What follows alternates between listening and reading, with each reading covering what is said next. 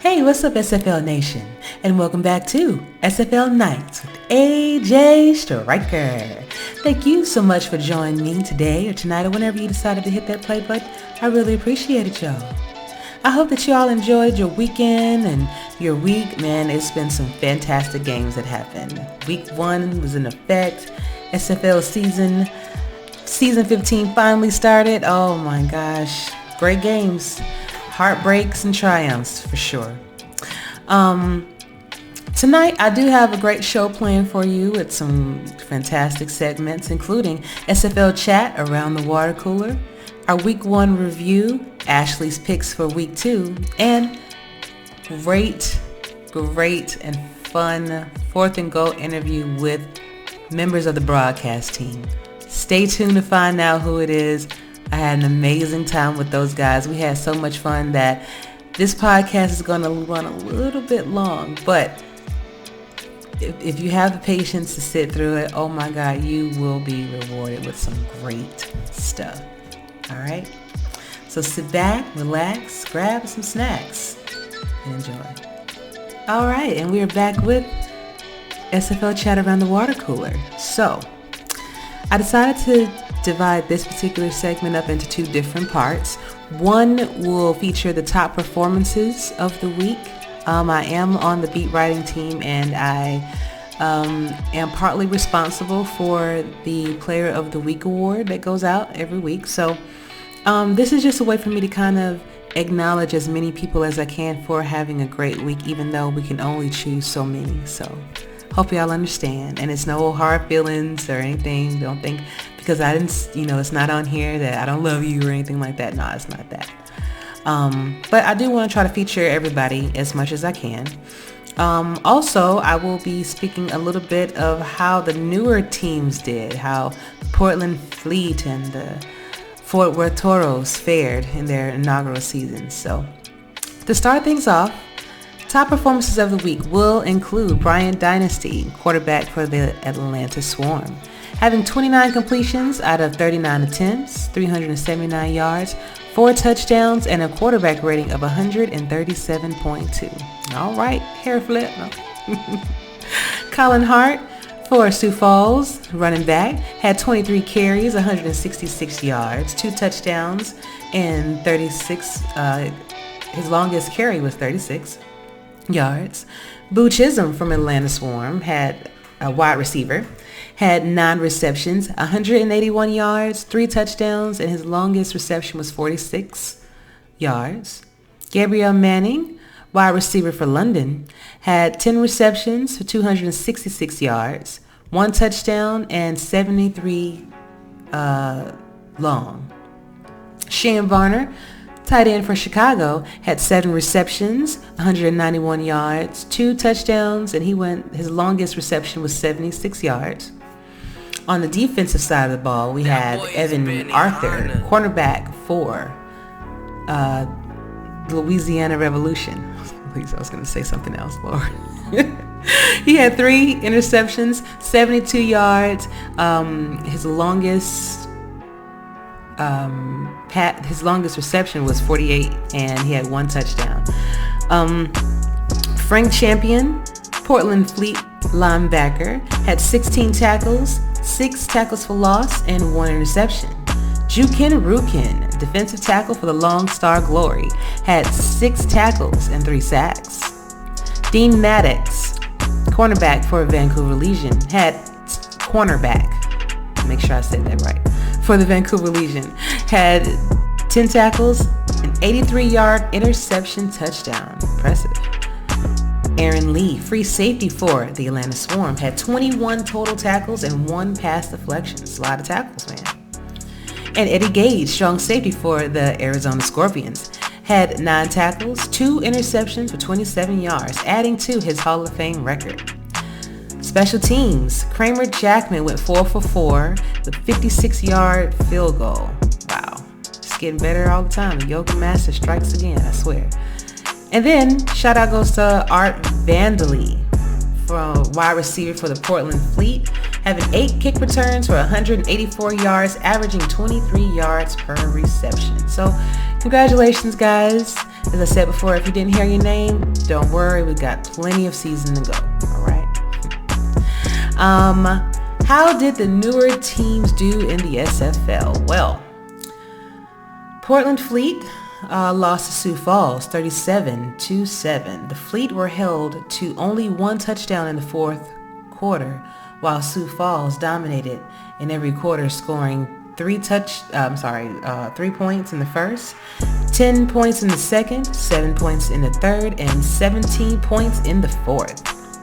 The Fort Worth Toros lost to the Houston Hyenas 26-33. Fort Worth scored 6 points in the second and 13 in the third and 7 in the fourth, while Houston had a better game, scoring 13 in the first, 3 in the second, a touchdown in the third, and 10 points in the fourth. Now, some teams that have switched ownership had pretty good, a pretty good start to their season, definitely.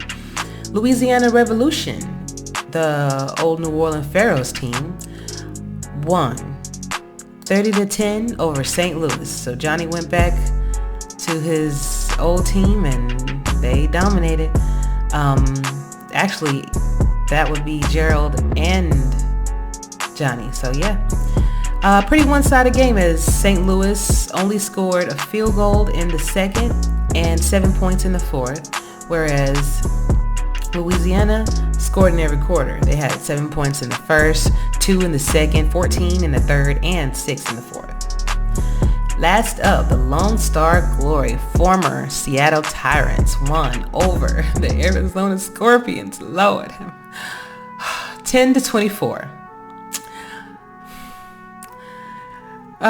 We weren't able to score until the second half, and we had a touchdown in the third and a field goal in the fourth, while the Glory scored 10 in the first, 7 in the second, and third, and that sealed the win for them. It, just couldn't get it going. If you watched the press conference after the game, as I was explaining, week one is kind of like a toss-up, so you don't know. You can put together your scheme of things, but if it's a 50-50 chance that you're going to win. Well, that's in any game, but it's even more so then because you have no idea what the other team is going to do. So everything is a guessing game. But it was an exciting first week overall, and I'm really excited to have hit the field with my Arizona Scorpion teammates. It's so good to have you guys back, and we're going to do it, man. We're going to win next game. But I will give you more information about the next games and further review for week one coming right up. Yeah, so I decided to change up my week one review, actually my reviews of the games per week, because we have 22 teams now. I kind of want the show to keep moving along. So what I'm going to do this season is pretty much put up the stats for everybody. Put up the end scores, and then just announce the player of the game for each game. That way everybody can just get that little bit of recognition, as I was speaking of earlier. If you want to dive deeper into the games stat-wise or any otherwise, visit www.simulationfl.net and follow the prompts there to be able to guide you. And if you want to check out the games themselves, you can check out our YouTube channel. All of this information will be in the description below. But here is a look at week one. All right, so Baltimore took on Atlanta, and Atlanta won 32-35. Player of the game was Boo Chisholm with 9 receptions, 181 yards, 3 touchdowns, and 20 yards per catch. Fort Worth Toros took on the Houston Hyenas, and Houston won 26-33. Player of the game was Leroy Brown, 11 receptions, 145 yards, 13.2 yards per catch. Vancouver versus Jacksonville. Jacksonville won 21-23. Very close one. Player of the game was Ken Gossett with 10 receptions, 114 yards, 1 touchdown, 11.4 yards per catch. The Louisiana Revolution took on the St. Louis Gladiators, 30-10, as I mentioned earlier. And Louisville, Lord. Louisiana won. Player of the game was Reggie Streeter with 32 attempts, 134 yards, 1 touchdown, and 11 reception yards. Sioux Falls versus Portland. Mentioned this one as well. Sioux Falls won 37-7. Player of the game was Colin Hart. 23 attempts, 166 yards, 2 touchdowns, and his longest reception was 32 yards. The London Knights took on the Tulsa Desperados. And Tulsa won 17-24. Gabrielle Manning for Tulsa. Guys, I'm sorry. I noticed that I messed up earlier. I'm sorry. You've been playing for London for a long time, so it was kind of...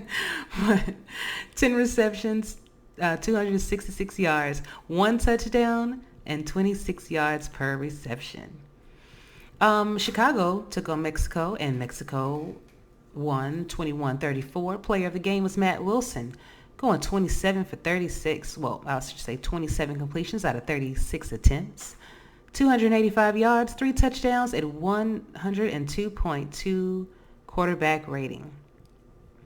Queen City versus Alaska, and Queen City won 17-10. Player of the game was AJ Caswell, going 30 completions for 40 attempts.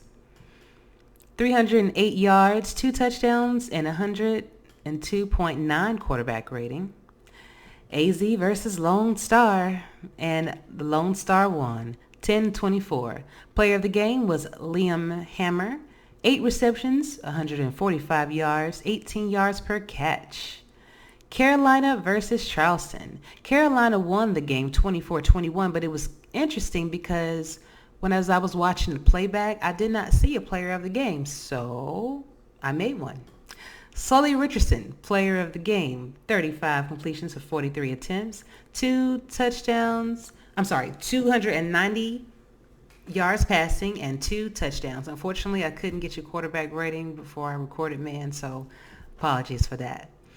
And Las Vegas took on the Denver Night Wings, and Denver won 20-40. Player of the game, and I think this is one of those other games that stalled out as well. Looking at stats, just went with Kramer Jackman, going 4 for 4. With his field goals attempted and made, and he had a 57-yarder that was absolutely beautiful. So kudos to all of you that made player of the game. Fantastic performances, guys. Now, I didn't get a chance to record my picks last week for week 1, so I'm going to go ahead and start with a fresh slate. I'll take that as my bye week, okay? So here are the matchups for week 2, and here are my picks for them. All right, and my picks for week 2 goes as follows. Now, before I begin, again, visit the website, join our Discord if you want to get more information on these games. I have the graphic up here right now as far as how week 2 goes, but you'll be able to see all of this firsthand if you join our Discord. So just go to www.simulationfl.net. And you can join our Discord from there, and we'll give you more information when you join. But these games will be taking place on 11 Sports and For the Fans Network, YouTube for our Simulation Football League channel, and Twitch for our Simulation Football League channel. So London will be taking on the Louisiana Revolution, and I'm going to go with Louisiana. I think they're on a roll right now. They're going to be playing at 3 p.m. on Saturday, July the 25th. Also on Saturday at 5 p.m. These are all Eastern times as well. Queen City will be taking on Fort Worth, and I am going with Queen City on this one. Lone Star Glory will be taking on the Vancouver Legion at 8 p.m., and I think that Lone Star is going to upset Vancouver. I just have a feeling. I mean, as I tell you guys, I could be wrong about this stuff. I don't mind, saying I'm wrong, but just got that feeling.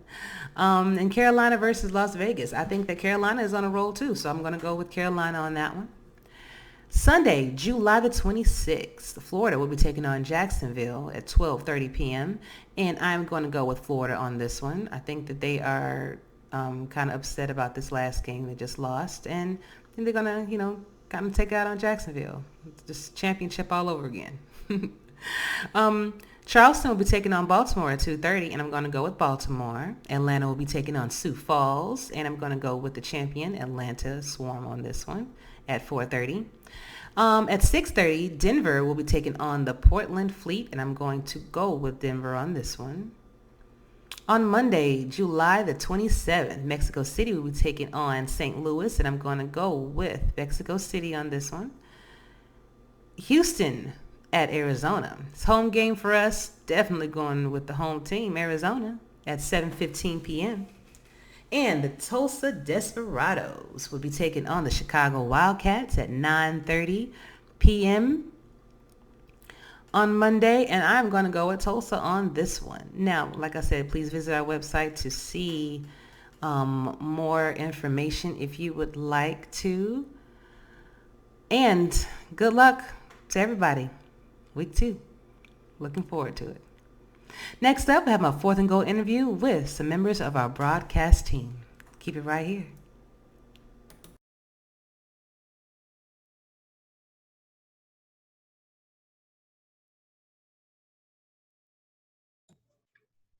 All right, everybody, we are back with some of our broadcast crew members. I have Mr. Gerald Gildasesi and Mr. Michael Churello? Yep, you got it. Churello. Yes. Beautiful. I have these fine gentlemen here with me tonight, and I may have another surprise guest that may pop in if he can. But thank you for being on the show, gentlemen. Thank you for having us. Yeah, thank you so much.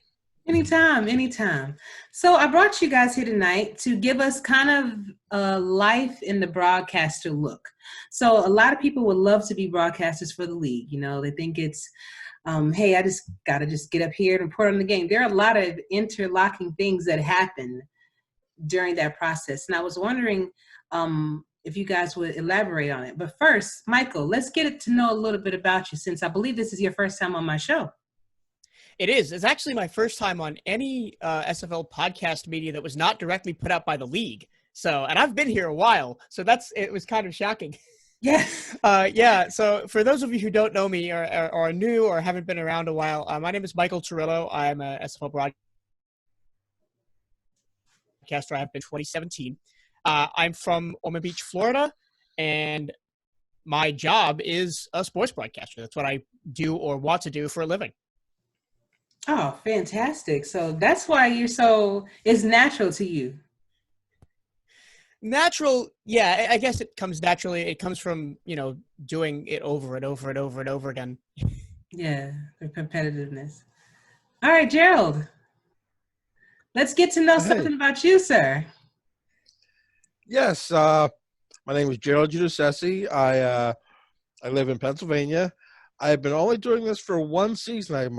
Last season was my first season, so it was a very new experience for me. But like you said, once you see the game and you want to get into it, you just want to get into it full bore. So I absolutely love it.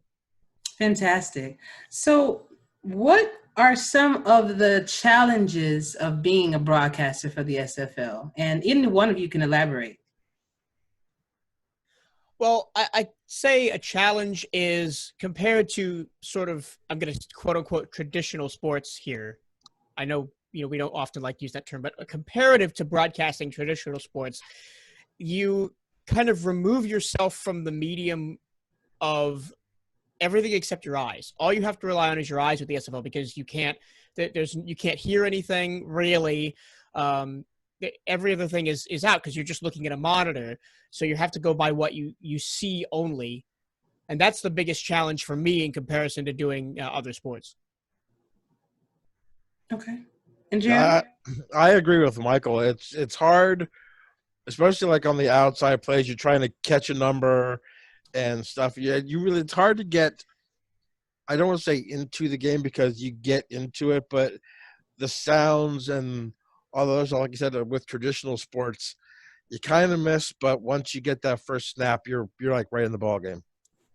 Okay. And one more thing on that, Sure. as you said, it's sometimes difficult to grab numbers, especially in like runs where everybody's flying at the ball, or scrums in the end zone, because you only get one camera angle. You can't actually physically like look over there and see what's going on. You have to rely on what the game gives you. Exactly. And it's amazing how you guys make that work along with the stats team. Speaking of the stats team, how vital is that for you guys in, preparing for your podcast? Sorry, your broadcast. Excuse me. I mean, from the perspective of somebody who was around before the stats team existed, it's amazing to have those things, because you listen to any NFL or college football broadcast, they're throwing out stats left, right, and center. And for the longest time when I started doing SFL broadcasts, the only time we referenced stats was when the game put them on screen, like at the bottom of the screen. That's the only stats we had. So it brings a lot more realism to the broadcast, and it gives us a sense of that we're going in the right direction with the SFL and how we present ourselves to the general public.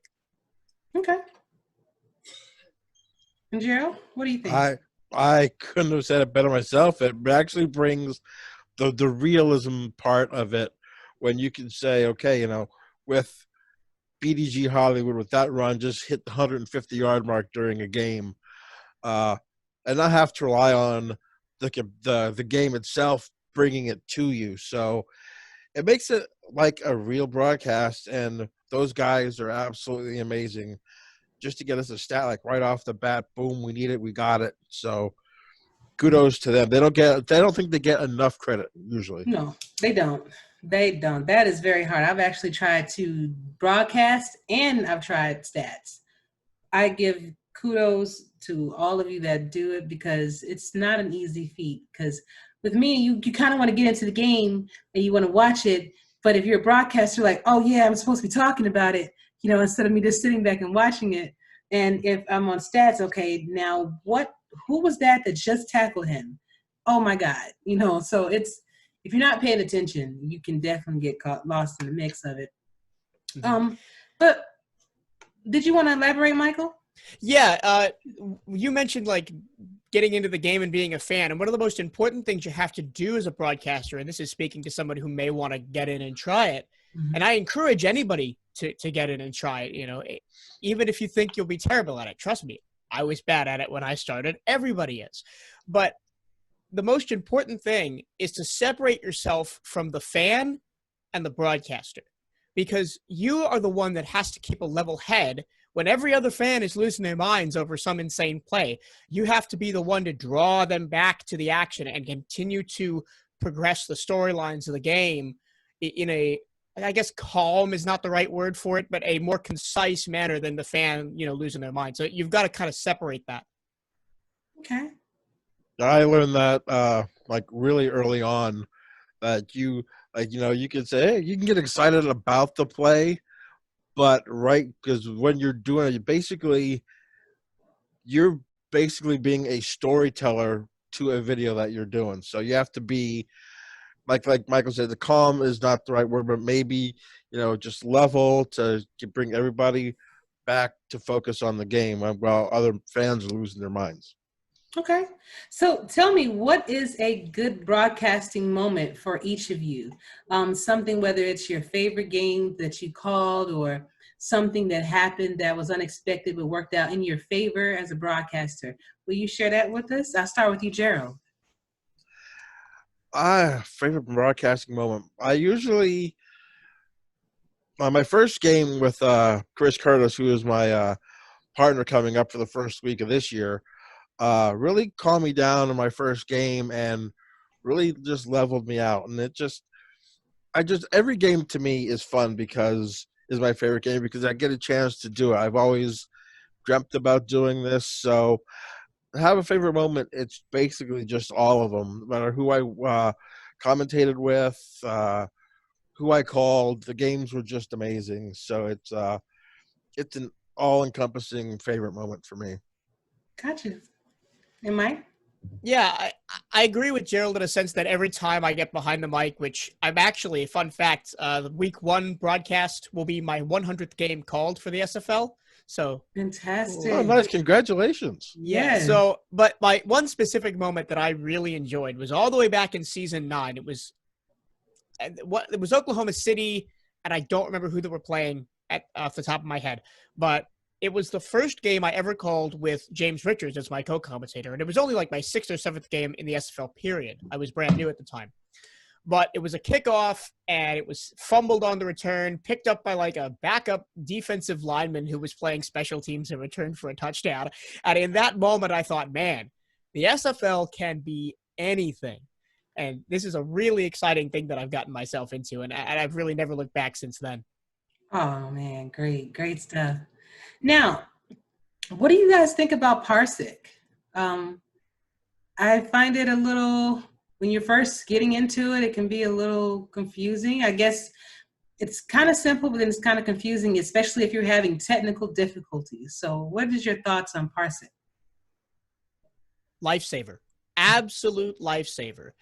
Parsec, for those of the listeners who don't know, is the system we use to screen share with Cam, who actually plays the games while they're going on, so we can see his screen in real time. And that's basically all it does. But before that, he would pre-record the games and send them to each broadcaster as a QuickTime file that we would have to download and play on QuickTime. And the play-by-play guy had to use OBS himself to stream the game. And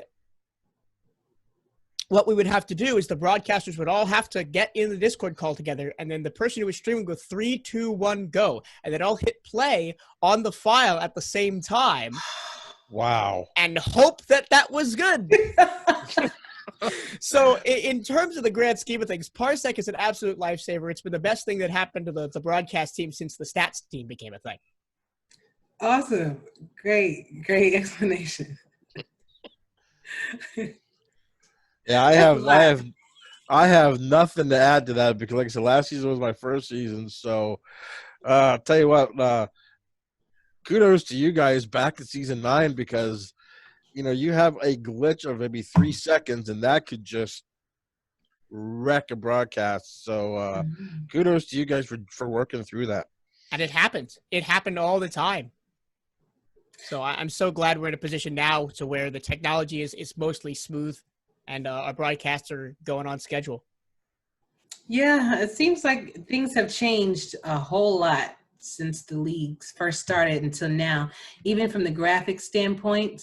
How likely are you all to pay attention to the graphics that scroll across the screen, or are you guys too busy focused on the game to kind of watch what is happening? Like when stat-wise comes up, if there's something that pops on the screen, do you kind of just use what the stats people are giving you, or are you using what's on the graphic screen?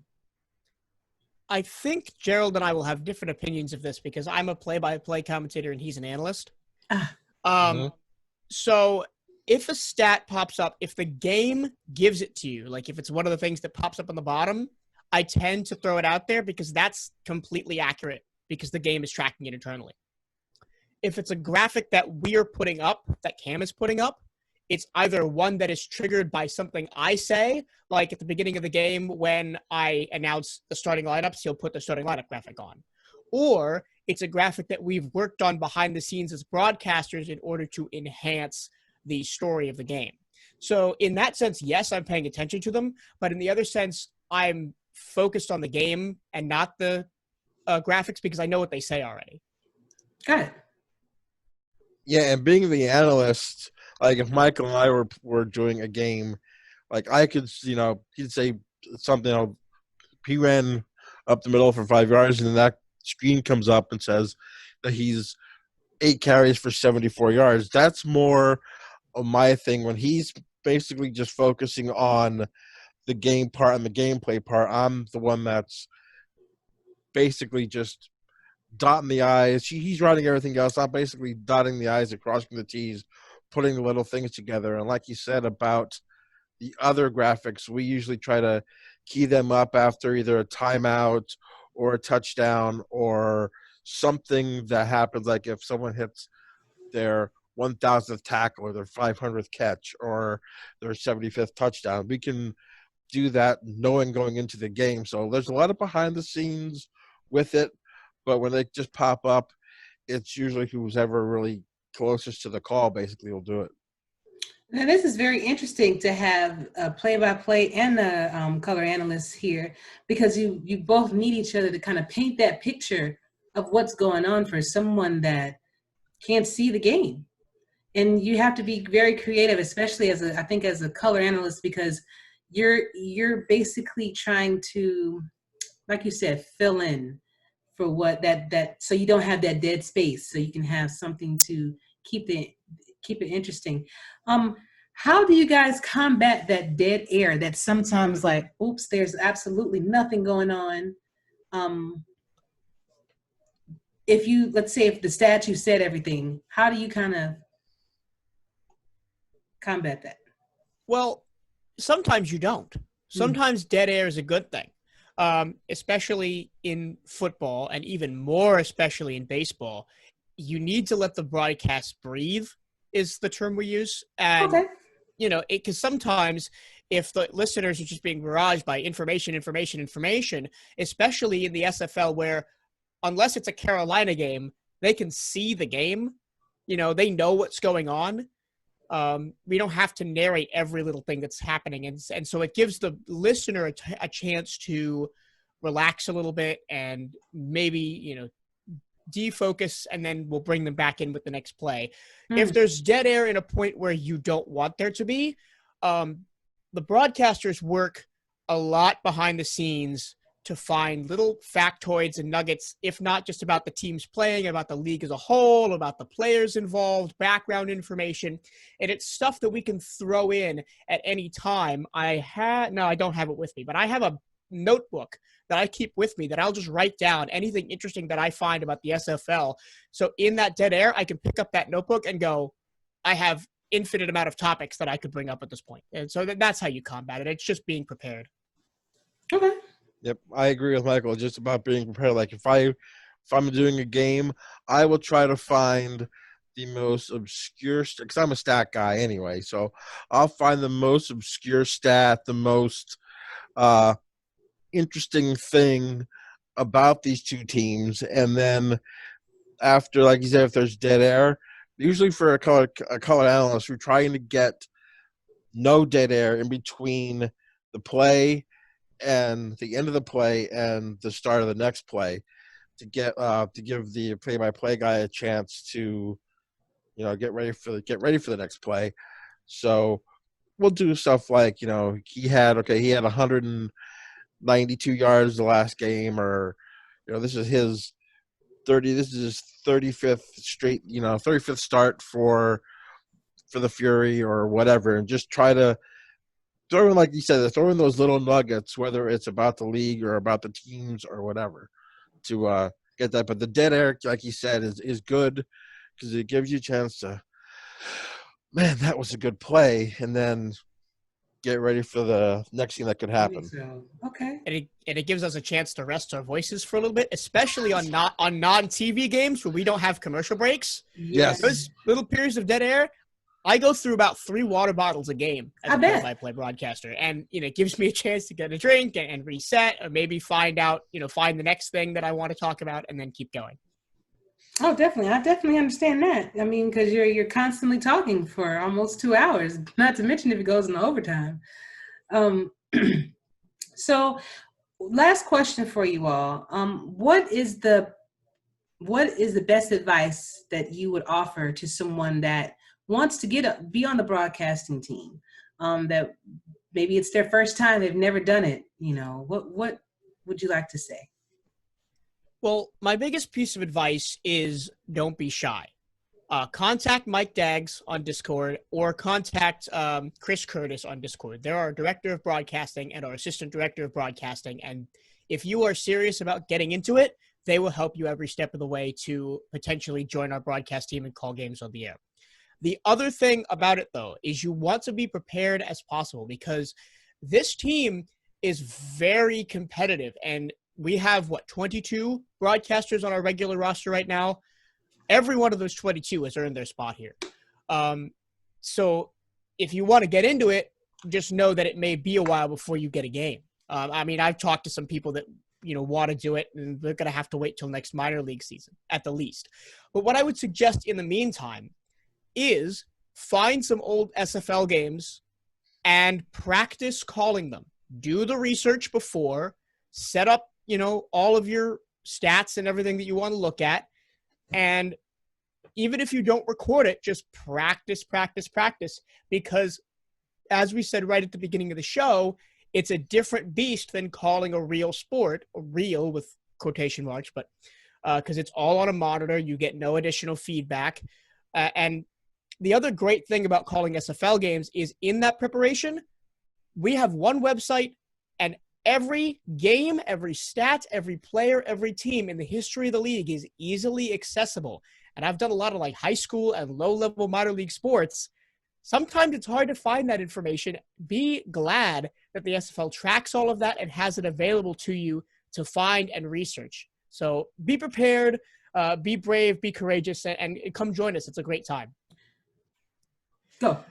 Another thing that I would want to add to the preparation bit is reflection. After you call a game, go back and listen to it. Don't think, oh, that was bad and just ignore it.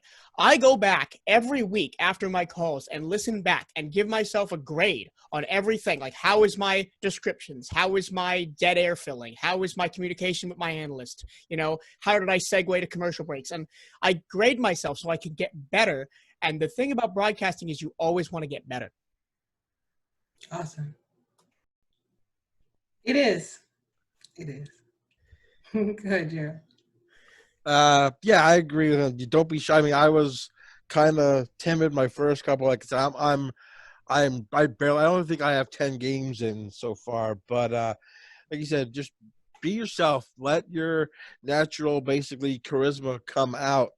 And he said about being prepared. Yeah, it's you are going to spend time to get the stats ready, to get things how you like it, so you can just look, and it's going to be trial and error. You're going to mess up. Everybody's going to have a broadcast here and there, so you can't be afraid about that.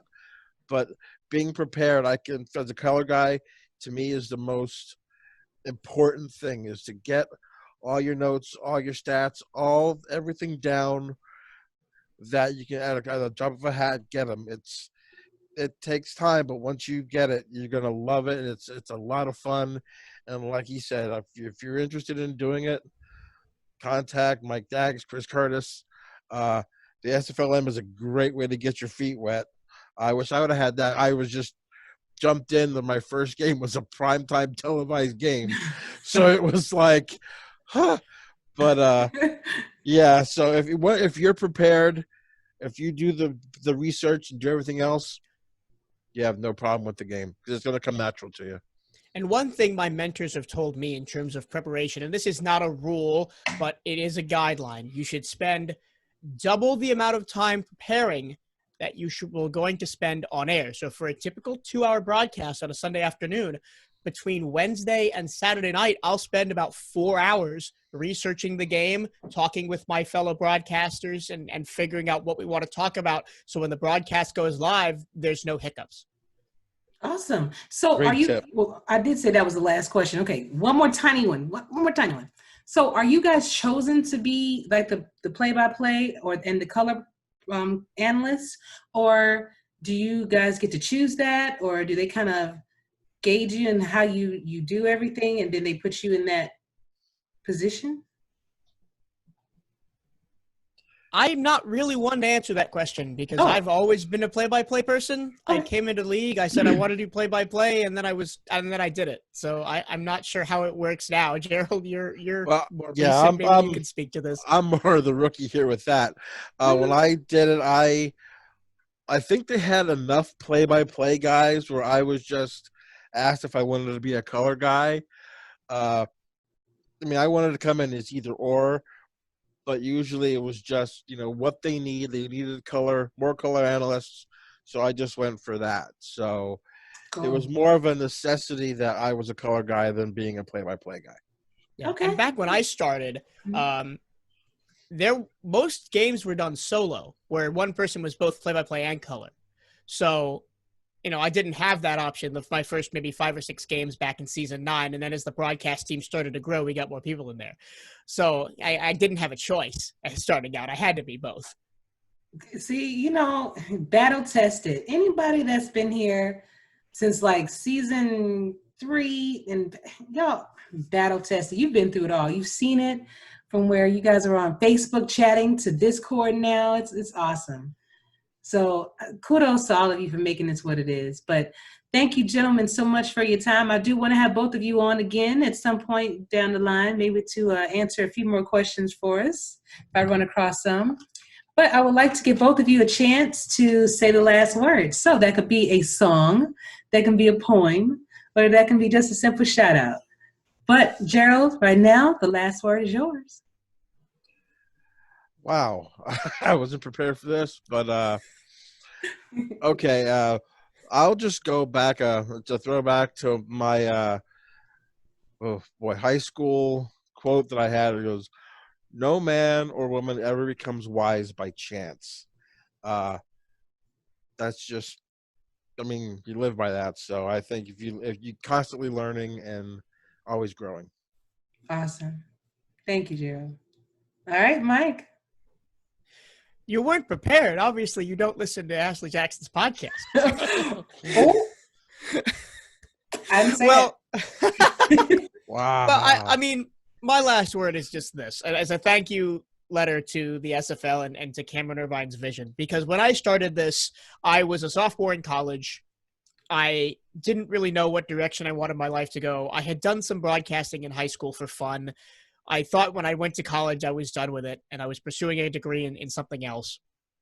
And I got on, I joined the Discord, and I said, I'm interested in calling a game. And I didn't expect to be, answered at all.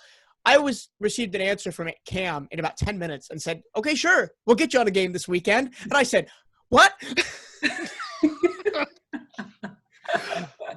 And just the last couple of years have been incredible. And as I said at the top of the broadcast, I've been able to transition from someone who does this for a hobby into someone who makes his living doing sports broadcasting. And I have Cam and Andy and Curtis and Mike and everybody else at the SFL to thank for that. So that's my last word. Awesome. Gentlemen, thank you so much for your time. And I'll be looking forward to hearing you this weekend probably, right? Yep. Yes. You got it. All right. Well, y'all tune in to hear him. We'll be right back.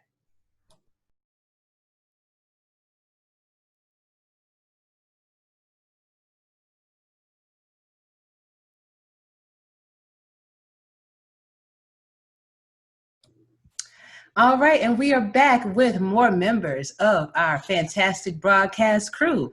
I'm sure you know these faces. If you don't, you're going to find out today. Let's go ahead. Wait, some people may not know you. Some people may not have seen your face. I have to account for everybody. So what I'm going to do is go by one and have you introduce yourself and tell us how you found the league. So we're going to start with you first, Mikey. Start with me first. I thought you're supposed to save the best for last, but I'll go first. I'll kick it off. Starting already. No, I think a lot of people know my story. They're probably starting to get sick of hearing it. There's my wife in the background. Hi. She's on the show. The first time my wife was ever on live TV. There you go. She made her debut on the AJ Striker show. You get everything on this program. I love it. I love it. No, I found the league. I was in bed. My wife was with me. I couldn't sleep. She was snoring away, and I had insomnia. I didn't know what was going on. I was, flipping around, and a couple of times I saw the SFL. I didn't know what it was. I thought Cam was playing video games against Eddie on TV, but then I kept going back to it, and then I started hearing Eddie's voice, and he started breaking down the formations, and he started breaking down the defense. They're in cover 2. They're in a 4-3. I was like, whoa, wait a second. And then the next thing I know, I'm involved in the league. I couldn't believe it. I'm up in Boston. I'm shaking the commissioner's hands. He's walking through. He's wearing an SFL jersey. I'm like, you got to be kidding me. This is awesome. So anyway, I heard Eddie. I heard Andy Hamilton. They gave me the PDG Hollywood call on that spin and the best touchdown ever, and the rest was history. Awesome. Love it. Love it. All right, Eddie. Prior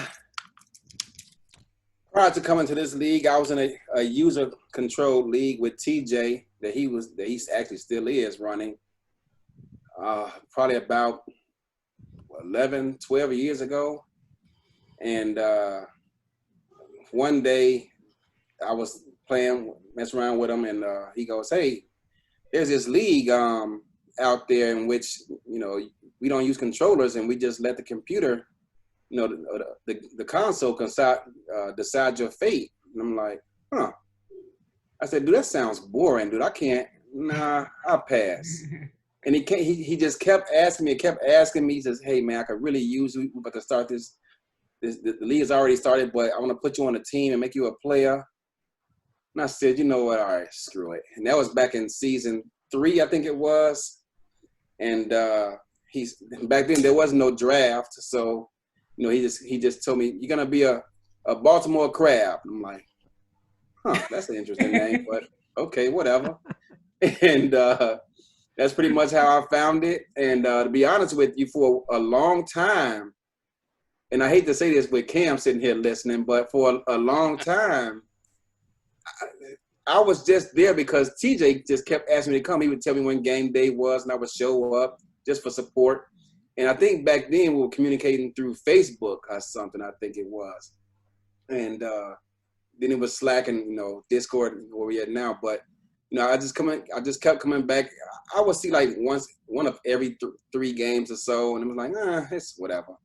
But I just kept coming back because, he kept asking me. And I think it was around season 9 is when I started getting serious with it a little. I won't sort of speak serious, kind of like, okay, this is all right. And one day, I forget the opponent, but we got our butts handed to us. And I said, TJ, dude, we got to be more aggressive on defense, man. You just let these guys do whatever you want to do. And he goes, well, why don't you do it then? I said, okay. He said nothing. And from that point on, I don't know what happened, but it's like a light switch went off. And from that moment on, I was hooked. Awesome. A Hall of Famer was made, AJ. A Hall of Famer was made. At that moment. Oh, so last but not least, I don't know who this person is. I have no idea. So well, since I found the lead by looking in the damn mirror, I got 2 comments. One, Mike, I think your wife flipped you off through the door after you said that she was snoring. So you'll have to watch the tape back on that. Number 2, that was a terrible Don't ever transition from Mikey to Eddie again. It was stupendous. It was unbelievable. It was amazing. It was just fantastic. Now, Eddie, take it away. Well, back a long time ago, I was talking to TJ and so it's like, whoa, man! It's like the air got sucked out of here. What happened? What happened? Oh, funny stuff, man. This is why I love this league. This is fantastic. Eddie's calm and cool. That's where you got to be. It was a vast difference. You would know all about that, wouldn't you? You know how to pair them up. But so tell us about yourself, Cam. Oh, man. I'm 29. I now live in Arkansas. It is a beautiful, underrated state. It's just gorgeous here, and I love this life. Been running the league since I was 18. It wasn't always called Simulation Football League. We went through our trials and tribulations and some stupid ideas and all sorts of stuff to get here, but we're here now, and that this is what I do, and I do it for everybody here and for myself to live this dream. So it's awesome. Amen. That's right. So with the broadcasting, how did you guys get into broadcasting? Was it something that you always wanted to do? Was it something that you were already doing in your real lives? Tell us that story. And it doesn't matter who goes. I'll go in the middle so we don't have that that transition again. Well, I guess I'll go first. I remember when I first came here, Cam was calling games by himself. He was the only broadcaster.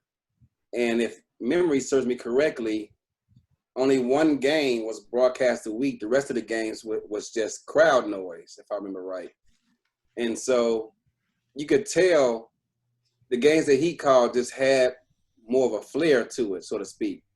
And I believe it was Andy who came along and offered to help him after that. And they started doing broadcasts, I think, together. And that brought, a little bit more flair to it. It's like a real game you're watching. Like, okay.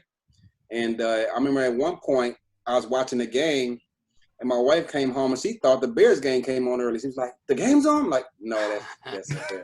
And she looked at me, she goes, wait. You getting this excited over a video game? And she just gave it a nod of shame and walked off. But she understands now, she's talking about redoing, wherever we move next, my office or wherever we go, and painting Arizona Scorpion colors. So she's all in now. But for a long time, just to give you guys some history, I know I've told some people this, but when I was younger, I used to have a really bad stuttering problem. I mean, just if you know Ron Harper of the Chicago Bulls, it wasn't quite that bad, but it was bad to the point where I had took speech therapy classes. And it still comes out when I get like excited or mad or pissed off about something. It still comes out a bit, but it's a lot better than what it used to be. But for a long time, I contemplated doing it, but I was nervous because I didn't want to make a fool of myself, so to speak. And people kept telling me, Eddie, you should do it because, you bring something more to the table. You can actually read the defense and see what's going on. And, it would really be cool if you, brought that side to it. And I said, okay. And I thought about it for a while, for a season or two. And I think I started doing it in I want to say it was season 12 or 11. I don't know. I forgot. But I was nervous as all get out. And but yeah, that's where I'm at. I still get nervous before games. I try to prepare as much as I can because I don't want to look like I'm not prepared. But I enjoy it to the utmost. And now I'm doing games this season with T-Roy, and that's been a blast. And we've only done one game so far, but it's wonderful. I wouldn't take it away. Sometimes I really contemplate about giving it up now that I'm an owner. I'm doing both sides of the ball as far as coaching, because I feel like I'm doing my team a disservice by not spending much more, more time preparing than I would when I would rather be, preparing for broadcast games. But I just can't get myself to pull away from it. So we'll see how it goes. But I really enjoy it. Come on, Eddie. The SFL without you is like McDonald's without hamburgers. You got to be here. All right. Ashley's black eye and bruised ribs would agree with you, Eddie. After hey, you putting ice on that? You putting ice on that? All right, good. Well, I used to as a kid, I would. I'll tell you an embarrassing story just because I like you, Ashley, and I give you the good content. I was so enamored with creating a football league or football stuff that when I was a kid, y'all remember, it seems funny now, but you remember when Beanie Babies were a thing. Yes. Yeah. Yeah. Yeah. Well, my Beanie Babies had football teams, and they most certainly played in the living room, and I most certainly called the game in my own head. So like whether it was video games or just playing, and even my basketball hoop, I was out there shooting around, calling a game, just kind of in my own head, who's got the ball, that sort of thing. So I wanted to. I was doing it for a long time, just as a kid, just having fun with it. So when I started the SFL, it was an opportunity to actually call a football game, and it was a lot of fun. And I didn't know anything about how to broadcast a game. I was on cable, Wi-Fi, in a walk-in closet with a desk made out of a wooden board and a bunch of those Christmas boxes you store all the Christmas crap in, and then put it's like giant Tupperware, right? So, that's how the league got started. And then when I went to go do some broadcasting professionally, that's all I had. That was the only tape I had. So I would go in and I would send them links, and I would say, okay, I need you to close your eyes and just listen, because I was never going to get a job if they just saw that I was commentating over video games. No one would ever hire me. So I would tell them, just listen. And then they would, and then they'd open their eyes and they're like, "This is a video game." And I was like, "Yeah, but you don't care now, do you?" And they're like, "No, you can call games for us." So it worked. Awesome. So it worked. So I was able to, call some college games. One of the two highlights of my career was doing public address at the Champions Indoor Football Championship game for the indoor football team I used to work for, and did that in front of 4,500 people. And that was amazing. And then I got to do play-by-play for college radio when I filled in for the university I worked for, Texas Wesleyan. And the game, we lost in like the last 6 seconds, and it was just an amazing, like, back and forth. I mean, everything you would want out of a game happened in that game. And I got to do play-by-play and, in a press box and do all that stuff. And that was really amazing. So, I just started in a walk-in closet and kind of taught myself what to do and what not to do through all the years. So trial and error. That's a great story. I mean, for anybody that's trying to get into it, and all you have to do is just start. And like I said. Yep. Mike? Well, I don't know about you, Ashley, but I'm happy that Kim decided to come out of the closet, because if he didn't, who knows where this SFL story would have been. So I'm happy, But listen. In all seriousness, I'll get my fiance here, Alexis. Listen, I think you might need to make an appearance and say hello. All right. Well, I trust me. She's over there. In all seriousness, though, you hear these success stories about these huge conglomerates, these big companies, all of these companies that are making billions of dollars, and you find out, how did you get your start?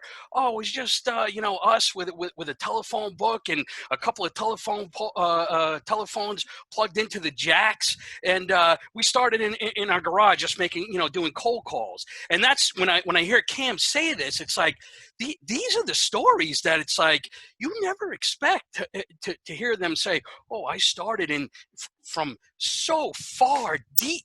Like Cam did in his closet. These other guys were in their garage, and they just somehow, through perseverance, through heart, through hard work, through passion, through belief, they will it to happen. They won't stop. And I always say it every time I get an opportunity to get on air or get in front of people, and Kim's probably sick of hearing me saying it, but you know what? Too bad. I'm just so inspired by what he's done and the incredible direction and the way that this has expanded. It just, every time that I'm a part of the SFL, I'm completely blown away, and I really can't believe that I'm a part of it. So I'm really grateful for that. As much as I joke around, I'm very serious about that.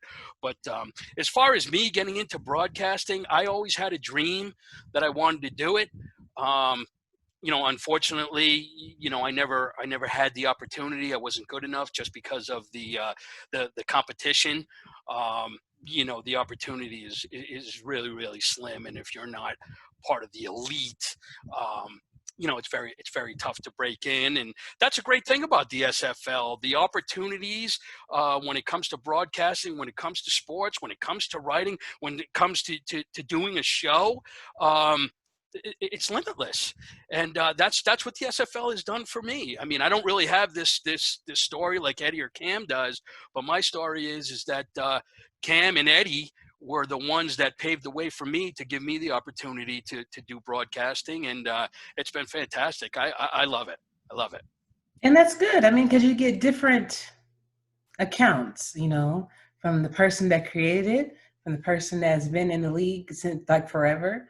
And then, for you. So I love it. I love all of it. How do you guys combat dead air? That time where you don't know what to say, your partner has parsecs, it's freezing up and they're not responding, or somebody's, mic went out. How do you guys deal with that? Go ahead, Eddie. I know exactly why Kim gave me the mic. This perfect example. Poor Eddie, man. Poor Eddie. That was he did a valiant job. This past week, my first game announcing with T-Roy, I'm looking forward to it because I know what kind of play-by-play guy he is, and he's all ecstatic and high energy guy. And sure enough, I can't quite remember what happened, but he had to reboot his computer. I don't know if he got the blue screen of death or what the case was, but it was taking forever to reboot or something, and it was right as the game was kicking off, and all of a sudden, he's texting us from his phone saying he'll be right there. It's almost finished rebooting. Everything's gonna be okay. Then all of a sudden, Cam goes, "Eddie, say something." I'm like, "Oh no!" I don't have a problem doing the color, but the play-by-play, you know what? The guys that do that, salute y'all, because that's a whole different animal there, and. So I'm sitting here.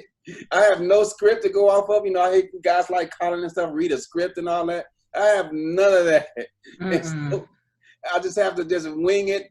And I'm just nervous as all get out. I don't know if I was stuttering or I don't even know. I didn't go back and listen to it. But, man. Oh, you did a heck of a job. But like I think the first maybe 4 or 5 minutes or whatever it was crazy. But, yeah, I don't know. I just wing it, I guess.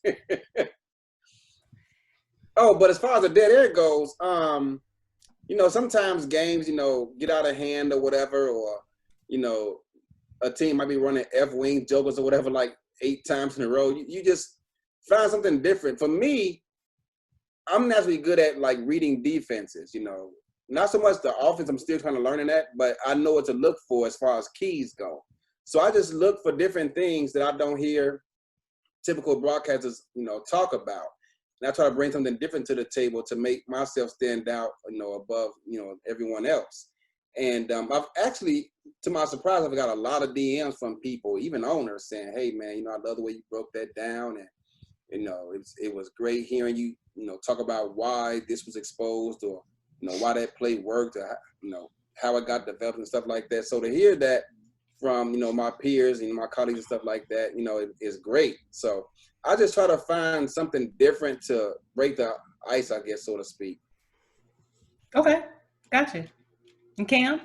What I like to tell people is, because there are lulls. I think they're about 2 a game if the game is great, right? If the game is just amazing, I think there's usually 2. There's one like halfway through the second quarter, and then there's one like towards the end of the third quarter. And it's unbelievable how they always seem to pop up. But, you get some 2-yard run or the 6th catch from a running back on a screen pass, and you're like, what? What do I do? And in that moment, just remember there are 22 teams, 11 games, 440 players, and a whole bunch to talk about. How is there nothing to talk? There's always something to talk about. And so the thing you don't do is say, and Eddie didn't do this, but like I'm just using Eddie and T-Roy as an example, is for Eddie to say, "Hey, T-Roy, you see that Fort Worth Houston game before ours? Don't do that. What if he didn't see it? Oh, that would be terrible, right? But you saw it. So if you're feeling the dead air, that's your opportunity. Just step right in, be brave. You know what's going on. Man, Fort Worth, Houston was on a couple hours before this game, and that was just unbelievable. Hats off to Houston and Fort Worth. And, this game's been competitive so far, but, man, it was nothing like that. If you guys get a chance, go watch that game again because it was phenomenal. Boom, the next play started, and you did it. 1 down, 1 to go. Like, it doesn't happen often, and the hardest thing to do is call a game that's just out of control. End of the third quarter, you got a whole nother quarter to go, and it's 37-3, and you're like, oh my gosh, what am I going to do with this? And just always remember how many people are here and how much there is to talk about, and don't get tunnel vision on your talking points or the specific game or the specific week. Even you can talk about next week. You can talk about what you're most looking forward to tomorrow. You can, there's so many different directions you can go, and that's how to combat dead air. If I say something stupid, which leads to dead air, then just joke with yourself. Just take it easy, right? Because if you take it easy and say it, now there's a difference between taking it easy and say, I don't know what I was trying to say there, Rich. I clearly don't know what I'm talking about. That is a joke and funny. To say, man, I'm sorry, everybody, for not knowing what I wanted to say. That's just self-deprecating, and the audience will respond negatively to that. It's off-putting. But if you're light, then they're light, and everybody feels that positive energy and don't sweat it, right? So those are kind of the differences in how I personally handle those situations when they happen. Okay, good stuff. And Mike?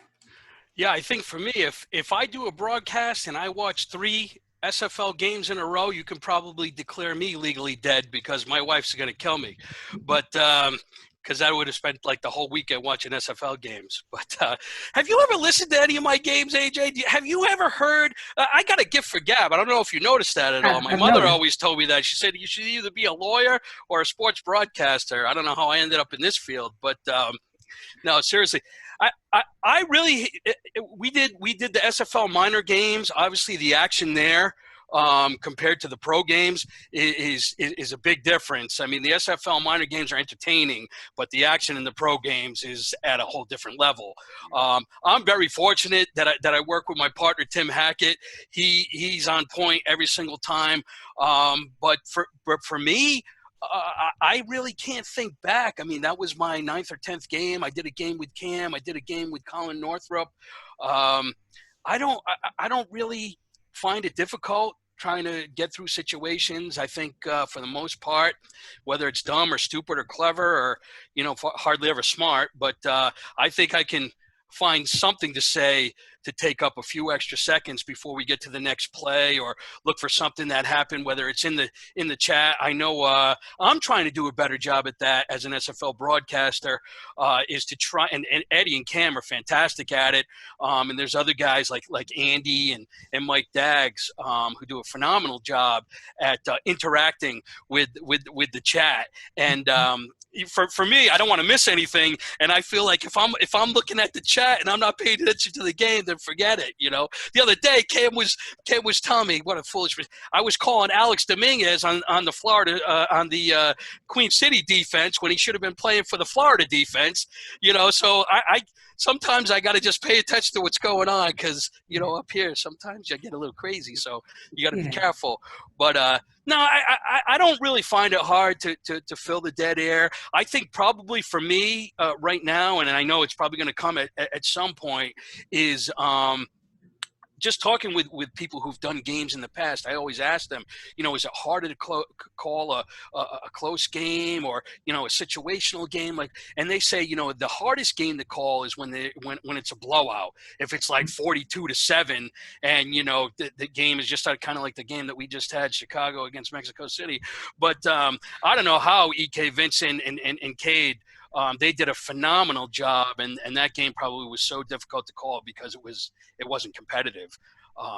So hopefully we don't get into that situation too many times. But so far so good. Okay. All right. So I got 2 more questions for you guys. So why did you choose to broadcast? I guess I don't know how to exactly put it, but how did you choose to broadcast in the particular position that you're in, whether it's play-by-play or color? Is it something that you wanted to do? Is it something that you're more comfortable with, or just for necessity? And I'll start with you first, Eddie. For me, it was a no-brainer. I was going to do color because I can't imagine. You know, I can do play-by-play, but it's all the other details that come with it. You know, you have to concentrate on, you know, the play itself, which is, for me, not a problem. But then, you know, sometimes those numbers are hard to read. And even though Diesel Power may line up as the X, he may not always be the X because sometimes they flip-flop and stuff like that. How do they know who the heck? That, to the guys who do that and get that stuff right away, kudos to you guys, because, you know, some of those jersey numbers are hard to read. I'm like, how do they know it's him? You know, I know there's keys like you know, equipment and stuff like that sometimes gives it away. But to me, that's one of the more harder, you know, things I would have to deal with doing play-by-play. You know, I can dissect the play itself. That, I think, to me, that would be natural. But it's all the other stuff, and then having to read the stuff. I'm gonna come back from break, go to break, and just give me a color. That's me. I know my limitations. My limitations is color. Give me that. I can break down the defense, break down the offense, and tell you all that. But as far as the play-by-play and the stuff that comes with it, I'll leave that to the so-called pros, and I'll stay in my lane over here.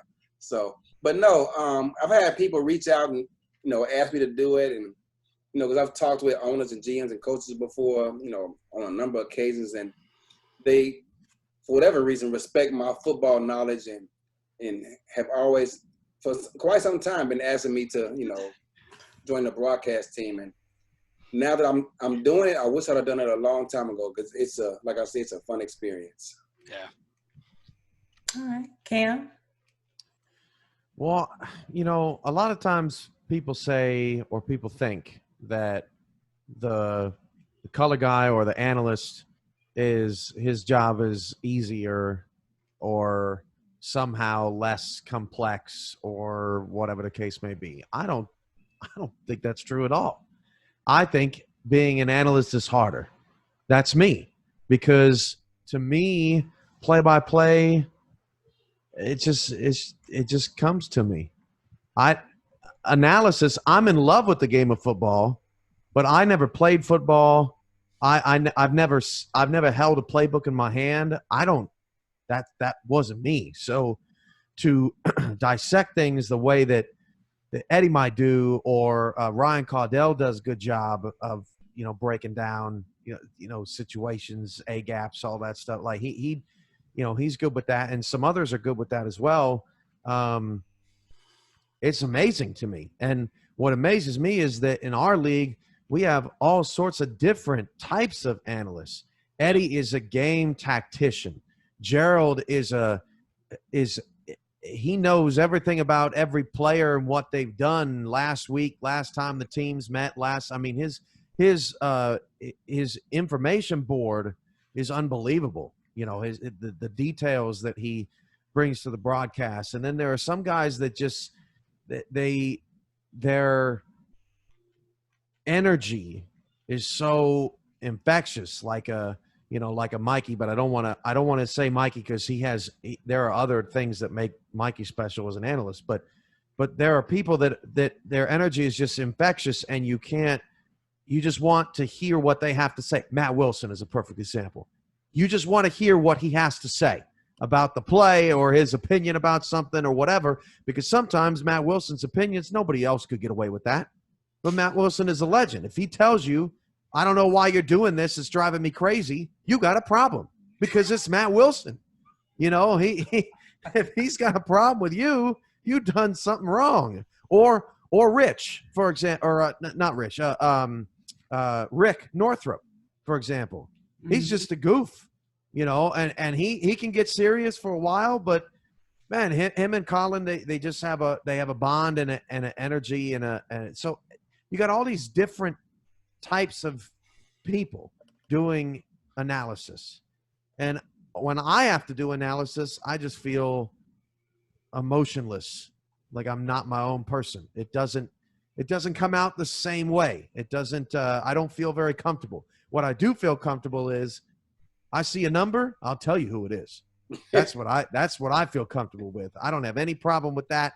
I know how to jump quick on my feet and explain things, when things are going really fast, and remember details that I need to remember, in the moment when it's important. If it's this guy's first career pick, I'm not going to forget.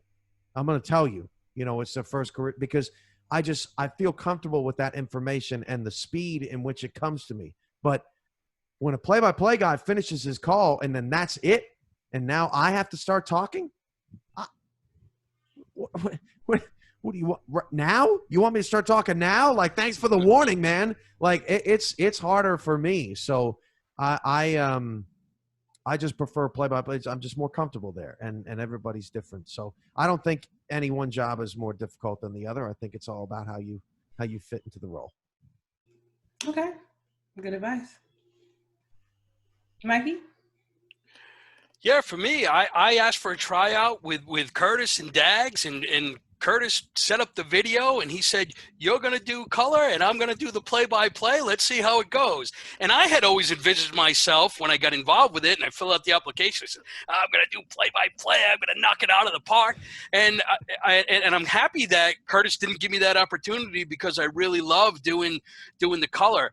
And I think for me, a couple of times, Tim's mic didn't work properly, and I was kind of caught off guard, similar to the way Eddie was. Hey there, kid. Hi. What's going on? What's that kid's name? What's that beautiful girl's name? London. I'm sorry? London. London. Oh, London. Man. Hey, I'm glad you look like the mother, London. I'm glad you look like the mother. You look beautiful. You look like your mother. That's fun. Absolutely gorgeous. What a guest appearance that was. Mrs. Gage, little Mrs. Gage. Love it. Beautiful. No, so, that's, to be honest, I really didn't get a choice, but I'm happy that I didn't get a choice, because it's worked out well. And to Eddie's point, I can't see how play-by-play is easier than color, but, Cam's got his take on it as well. And, the play-by-play guy really is the driver of the bus, right? You have to not only call the game, you not only have to call the play, but you really have to be that incredible storyteller, and you can take that story any direction that you want. And for me, in a split second, I don't know if I'm the best at thinking about telling a story, but I can certainly use my wit to enhance the story. And the way Tim and I prepare, he's taught me way more than I've taught him. So I follow his lead. But he makes it very easy to work with. He makes it easy for me to get the thoughts most of the time out of my head, because he leads the way. I just follow. And that's what's helped me get to this point. But I never really said, I'm going to be play-by-play or color. Curtis didn't give me a chance, and I'm happy that he didn't. Hey, Mikey, I want to share something with you. I don't know if you saw a comment on the Queen City, Florida video that went up on YouTube, that after it got unarchived. No, I didn't. No, there's a comment from Dallas Tanner, and he said, the NFL is banned in my house. There is far more heart and soul in the SFL. Congratulations on your 15th season. And that was on y'all's video. So wow, that's awesome. Talking about you guys. So. Oh, tremendous. What a great story. Thank you for sharing that. Awesome. It's always great. When I'm in the chats, I always try to pump up the broadcasters. I mean, it's not easy to do. It's a lot of fun, but it's not easy to do. And when you go through it, or I don't really notice it. I don't pay attention to it, like I said, during the game. But sometimes when you watch it back, and every now and then you hear, hey, they're doing a really good job, or we really like the way the game's being called. It makes you feel good, and it just gives you that energy to keep going. It's like Eddie, the analogy. You know, it's like a boxer. You know, sometimes you can, you know, we're so hard on ourselves with the play-by-play and the color. I know I am when I watch it. I'm sitting there with my wife. I'm like, oh God, this is horrible. Kim's never gonna let me get back on the mic again. But you know, when you see comedy, it's like a, you know, you get punched, but you're able to get back up and you come out with more energy. So you know, I really appreciate that. I know a lot of people have done that for me, and I know Eddie and Cam. I mean, geez, and even for you, AJ, with your shows, you know, when you get a nice compliment like that, and it's something that you really enjoy and you're passionate about, it just I don't know, it just takes you to a whole different level of energy and enjoyment. It gives you validation that what you're doing is there you go, not for nothing. I will say that it's very important as, you know, broadcasters to be able to capture the audience. And I love the fact that each one of you have something to bring to that, where it's Eddie's relaxed style, but very detailed, you know, telling us how, breaking down the play. Cam and Mikey's excitement. Like Cam, the very first time I joined the league, it was because of you, actually. I was watching that Tallahassee and Alaska. I think you and Andy were on the call, and I just fell in love with the way you were calling everything, because even though I know this is a game, like I know this is just a simulation, you were so excited about it. It made me excited. And I was like, okay, I got to give it a try, you know, because he's getting this excited and this enamored about everything. I know I can too. And that's the reason why I'm doing this right now, you know, because of the inspiration that you give. So well, I just want to thank you for that. Well, you're welcome. And that's great to hear, Ashley. And actually, I got a call earlier this afternoon from a grandfather. And he said, he was asking me about, you know, the subscriptions and stuff. He said, I'm not real tech savvy and all this stuff. And he said, well, I record every game on 11 Sports on my DVR, and me and my grandson watch all the games every week. Mm-hmm. And this was a phone call earlier today. And I said, really? And he said, yeah, the player stuff, man, there was so much depth. I got lost in it. And I said, well, hey, we need fans too. And they're out there. And he is bonding with his grandson. And of course, I was very close to my grandfather, and he was big, you know, in this journey as well. But there are people out there that don't know who any of you know, any of you three are. He didn't even know he was talking to the commissioner. I don't think it never even came up. There are people out there that don't know who we are. They watch every week. They watch every game. Do you want to say something, Mikey? No. Go ahead. I want to piggyback after you're done with your thought. Okay. And I told him, I said, it's really great to hear from a fan, a true fan that watches all the games. He said, I'm right. He said, what happened to New Orleans? I'm like 20 miles away from the Superdome. I said, well, actually, they're under new ownership, and now they're in Homa. And they're the Louisiana Revolution. And he said, oh, they're playing St. Louis this week. I haven't watched the game. Don't tell me who won, because it's DVR that we got that one next. And I said, all right, I won't tell you who won. But he was asking me about, you know, Fort Worth seems new. They're a new team, right? Who else is a new team? And they watched the minor leagues. He said, I love Lincoln. I love the Rattlesnakes logo. I thought they were cool. And so there's people out there that aren't in our face every day, like Eddie, and they watch. They're fans. They love what's going on here, and so it's really special to hear. And I'm sure, Ashley, if you felt the same, you know, if you feel that way, I'm sure other people feel that way. And maybe they're not players, but maybe that's why they keep watching. Because look, I know this is just a game, but geez, these people seem so dang passionate about what's going on here that I just can't turn away. And that's what I try to bring to every broadcast. Like, hey, if you come up to me and you say, hey, you know, this is just a game, right? I'm going to sit you down in a chair and chain you down until you tell me it's not.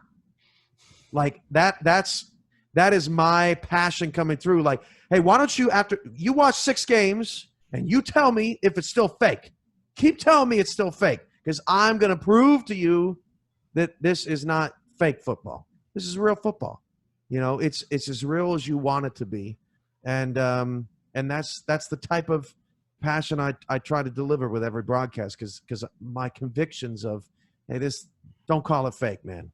It's disrespectful. It's disrespectful to people. Real passionate right there. Yeah, it's disrespectful to the people that feel a connection to it. Mm-hmm. You know, for people that wouldn't otherwise get to be a player or get to be a broadcaster or whatever. You're insulting. You're insulting people. It is real.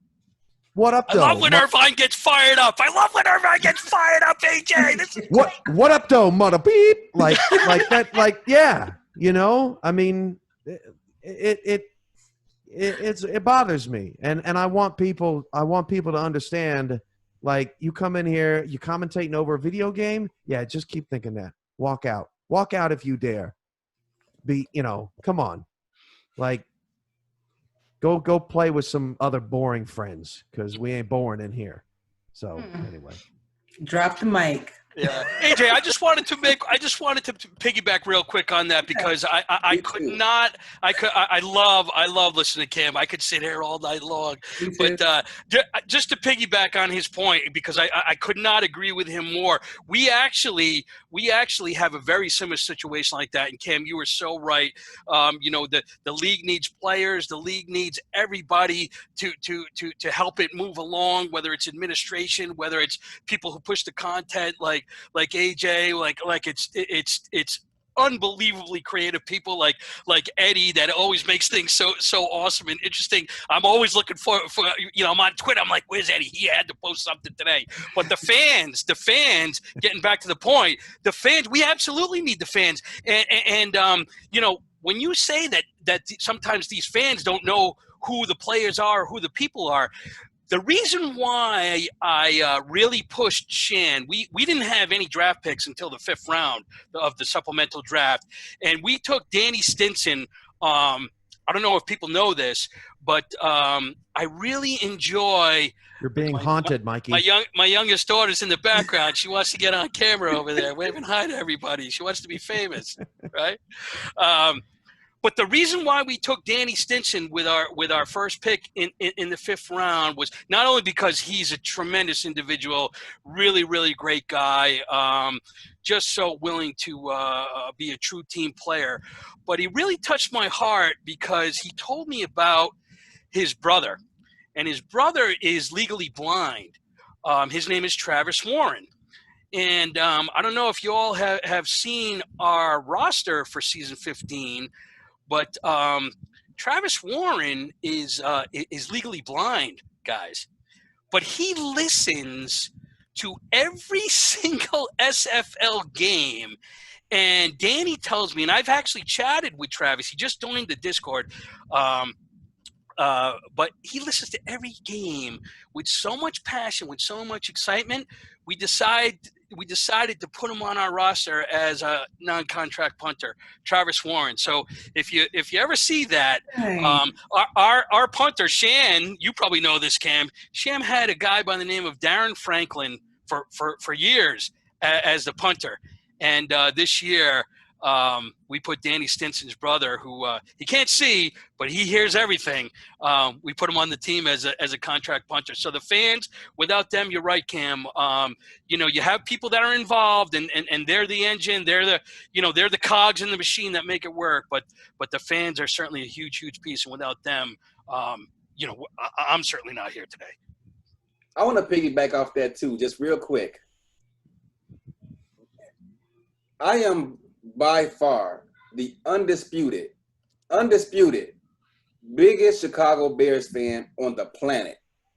I mean, second place isn't even close. I have a gigantic Bears flag that I hang outside of my house on a flag. It's no wonder you're so sad all the time. it's big and wide, okay? I hang out there every game day. There was a point in time.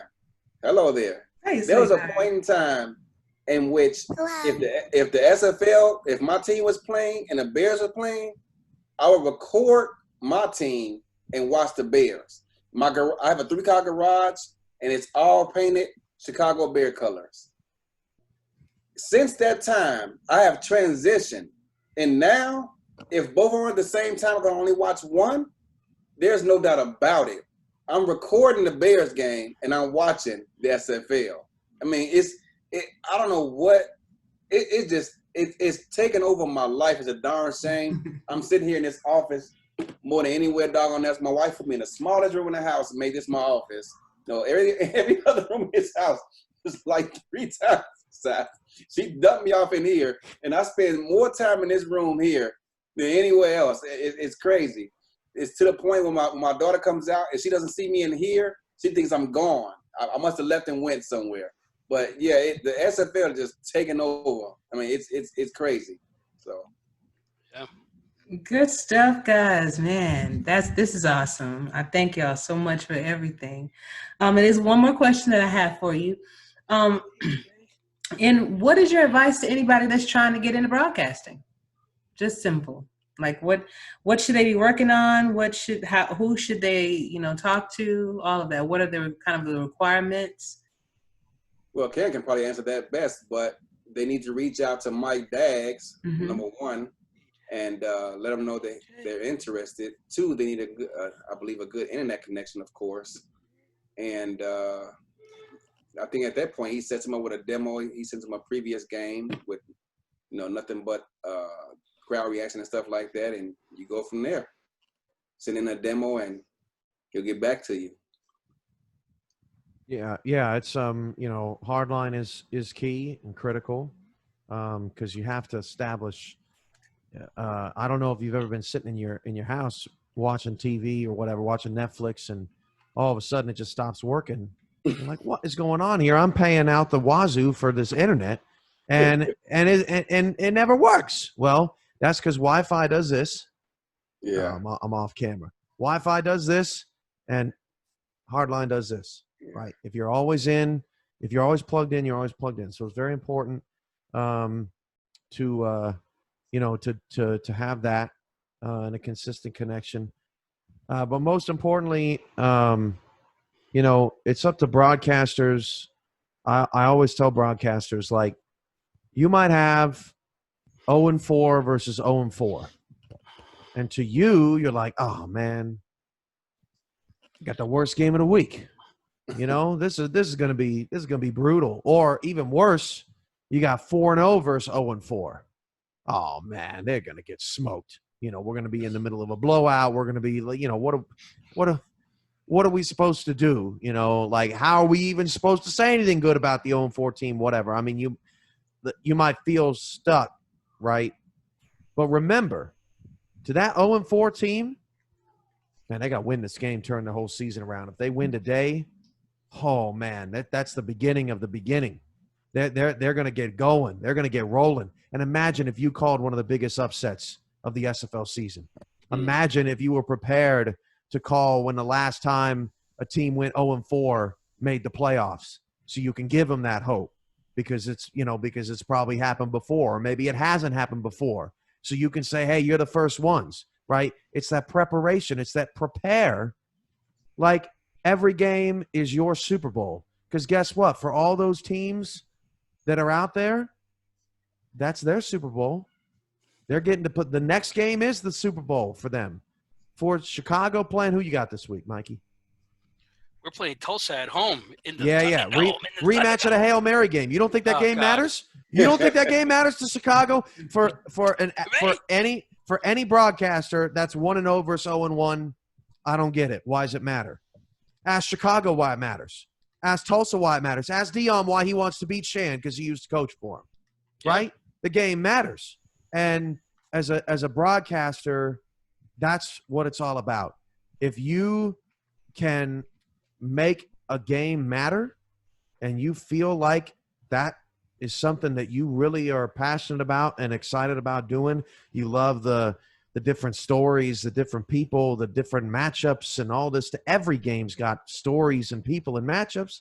It doesn't matter, what the spread is or what the record is. Something crazy is going to happen.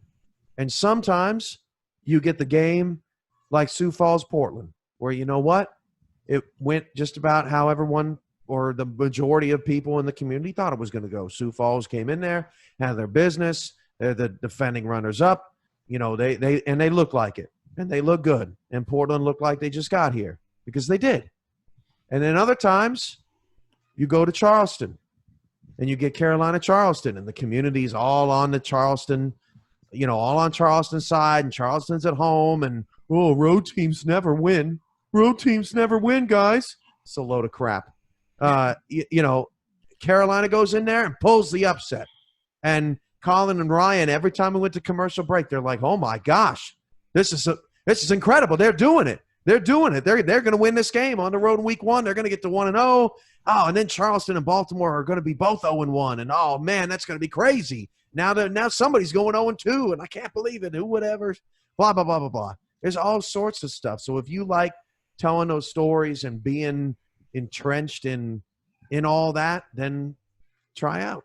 Get in touch with Mike Daggs, Chris Curtis, get a demo going, see what you got, and you know, we'll find a spot for you to get your feet wet. So, all right, Mikey, what's your advice? Good night. Thanks for coming. Drive home safely. How do I follow up that, right? I had to steal one from Eddie Gage sooner or later. No, man. I mean, you know, I can only speak from my experience. I really didn't know what to expect, and everybody said get involved and do the stats, and that's what I did during my rookie season.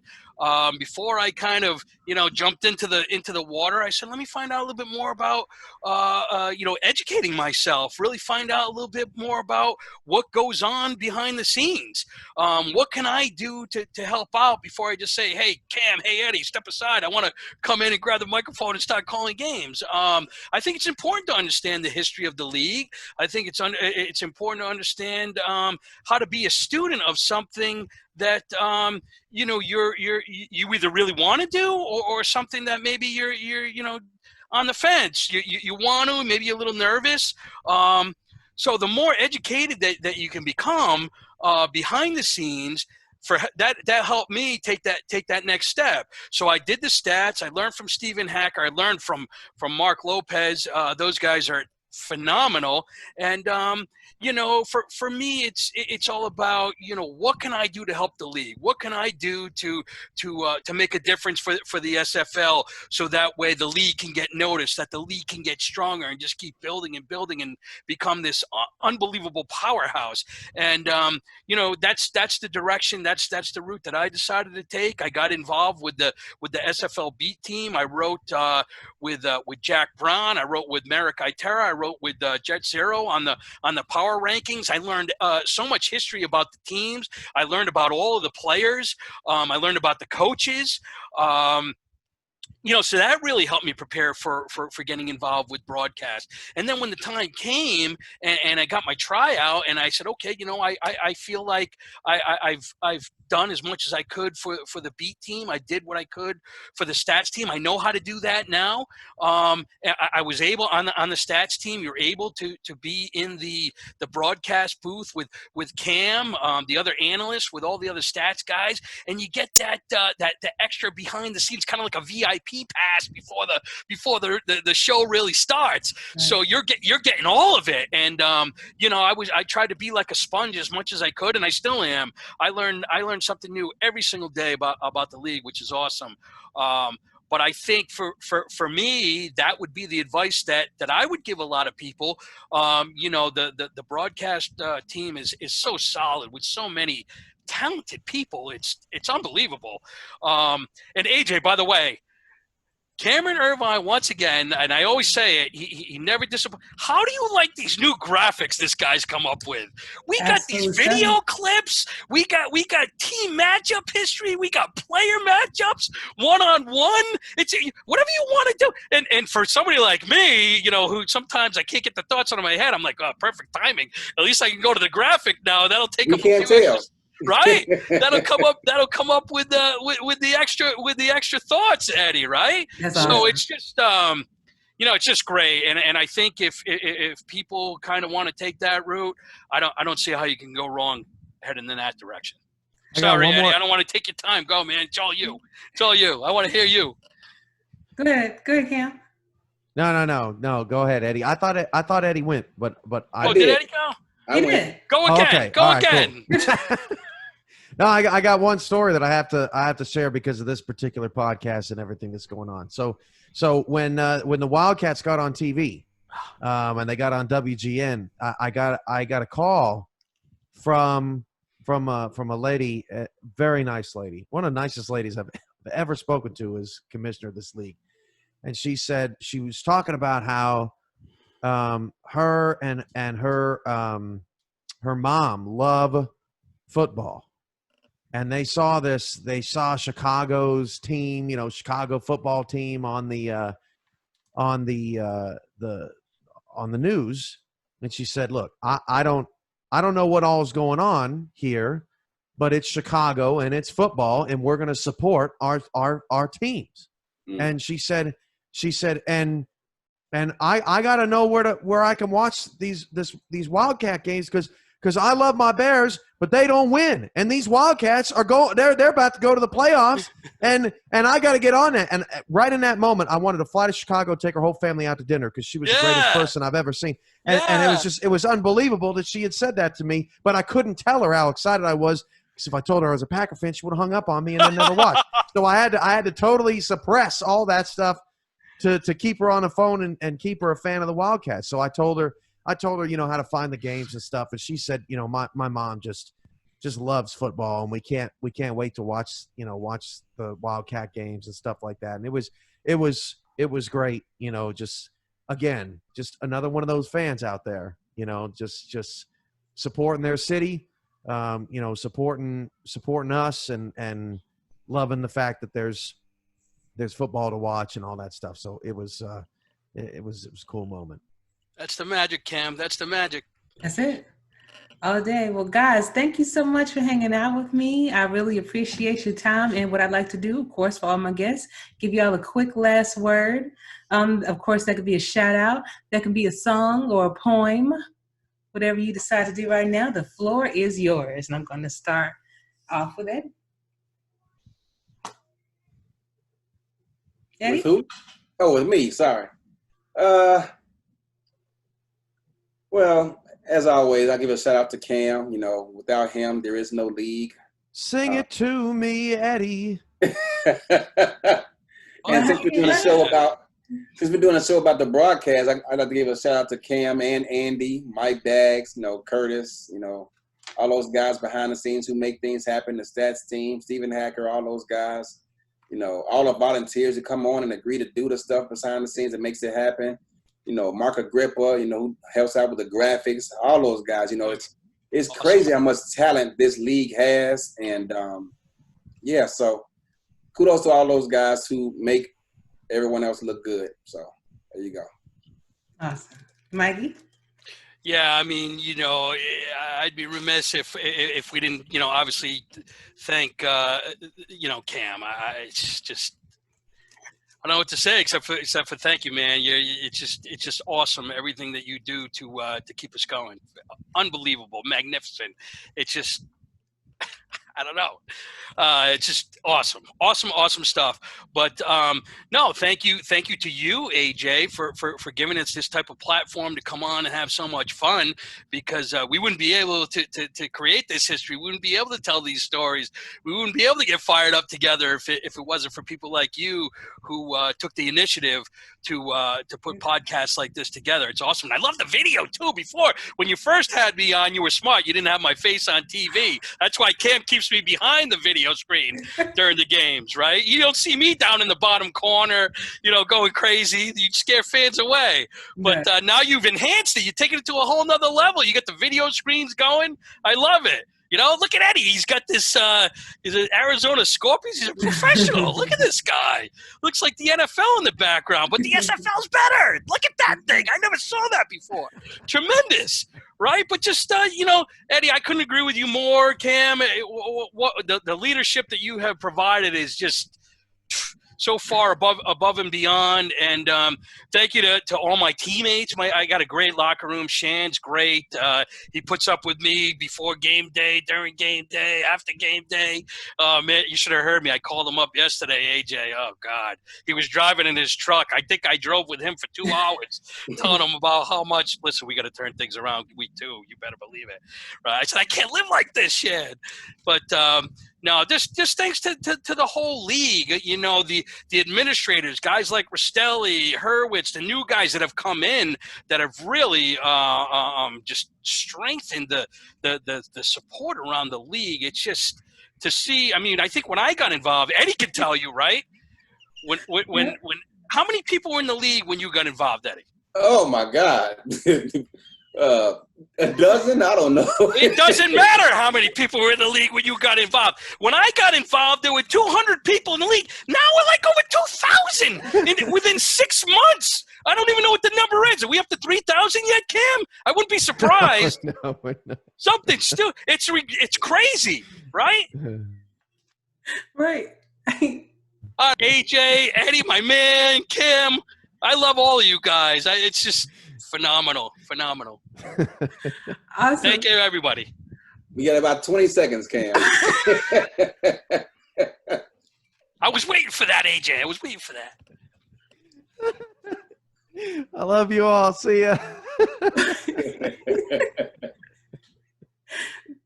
Don't worry, we'll be right back. Ring the bell. That was so funny. We were all laughing at you, Mikey, because we were all watching the clock. There is no shot clock. There is no shot clock. Just keep shooting. Just keep shooting. All right, Cam, and then your shout out for everybody. Well, in 29 years of living, I've never had anybody send me an audio file singing happy birthday to me. And if you don't get a happy birthday song from Ashley on your birthday, then you ain't living. So, and you're not lucky. So, Ashley, that always matters to me. So, thank you for doing that. That's cool. I really think that's cool. So, shout out to Ash.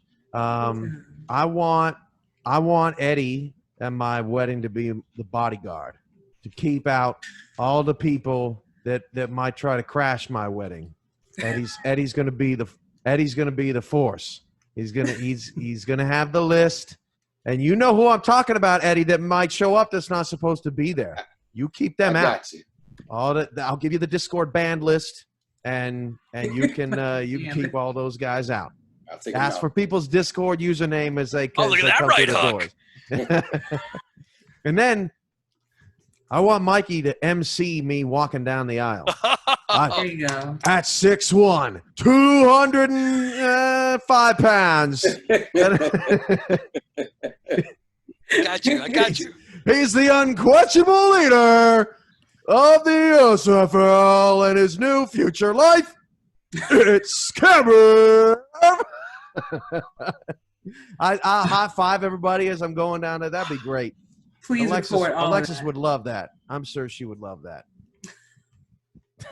When he walks down the aisle, everybody's going to be screaming, SFL, SFL, SFL. I love No. That guest list is probably going to be tight. It's a party for everybody else, not us. Break the bank. Right?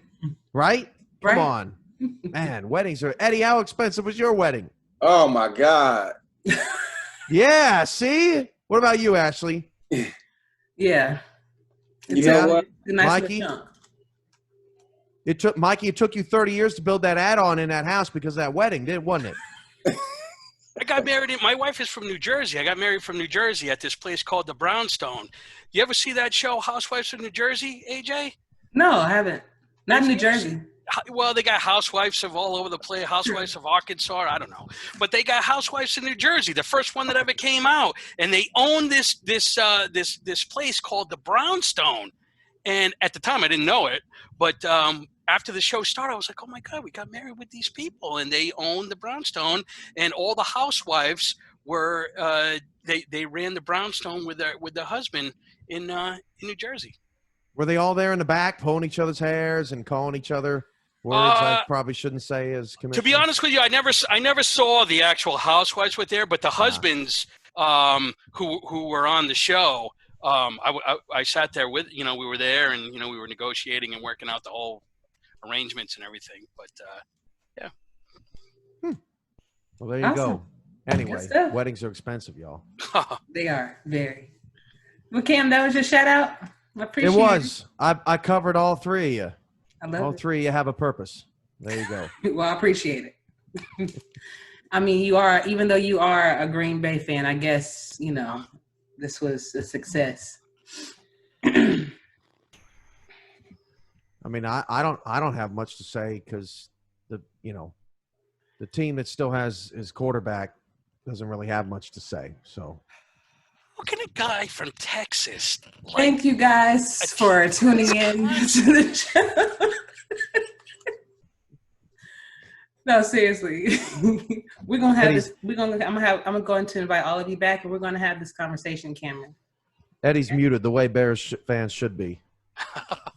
I said, good call for getting us up out of here because he was about to go on a tangent. I don't want to hear it. He getting ready to get muted. That's all it was. That's all it was.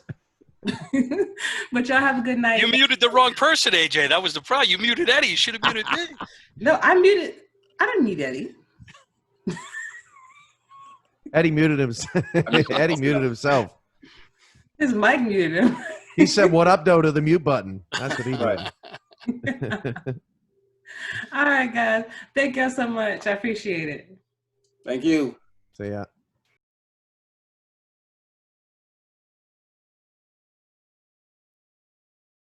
What's up, SFL Nation? This is Tim Hacksaw Hackett coming to you live from Overland Park, Kansas, in the greater Kansas City area.